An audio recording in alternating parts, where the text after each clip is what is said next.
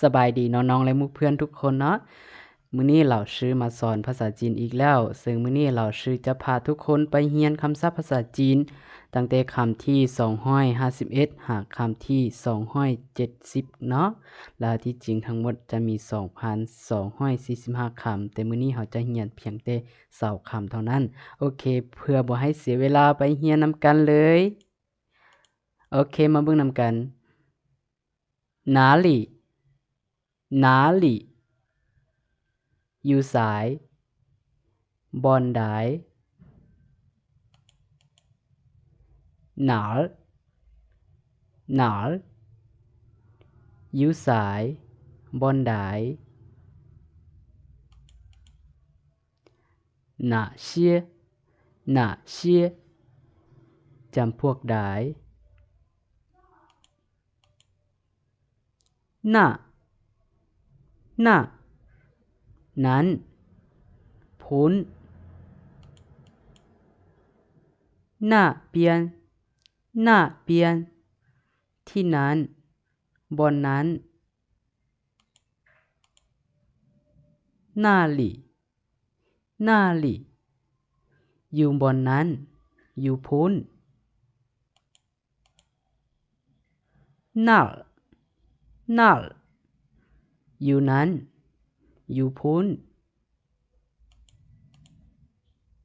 那些那些พวกนั้นเหล่านั้นไหนไหนหนม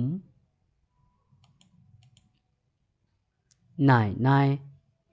ไหนในเมทัลนั้นนั้นผู้ชายนั้นหายนั้นหายเด็กชายหรือว่าเด็กน้อยผู้ชายนั้นเพิงโยนั้นเพิงโยแฟนผู้ชายนั้นเหรินนั้นเหรินผู้ชายหมายถึงผู้ใหญ่นั้นชิ่งนั้นชิ่งเพศชายนั้นนั้นใต้ภาคใต้นั้นเปียนนั้นเปียนทิศใต้นั้นนั้น